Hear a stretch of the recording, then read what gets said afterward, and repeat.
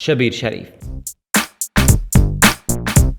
शबीर शरीफ 28 अप्रैल 1943 को गुजरात में पैदा हुए। उन्होंने 21 साल की उम्र में 1964 में पाक फौज में शमूलियत इख्तियार की। उनके वालिद शरीफ अहमद भी फौज में मेजर थे। 1965 की जंग में वो बहैसियत सेकंड लेफ्टिनेंट शरीक हुए। उनको कश्मीर में तैनात किया गया। 1971 में जब मशरिकी पाकिस्तान मौजूदा बांग्लादेश में जंग जारी थी तो पंजाब में हेड सुलेमान को हिंदुस्तान की फौज के कब्जे से वागुजार करवाने में कामयाबी हासिल की। इस जंग में हिंदुस्तान के 4 टैंक तबाह, 42 फौजी हलाक और 28 कैदी बनाए गए। मुल्क के बड़े रकबे को पानी फराहम करने वाले बंद हेड सुलेमान की पर हिफाजत के दौरान उनको हिंदुस्तान के टैंक का गोला लगा, जिससे 28 साल की उम्र में उनकी शहादत हुई। बाद अज़ां उनको निशाने हैदर से नवाजा गया। सिपाही सवार मोहम्मद हुसैन जंजुआ।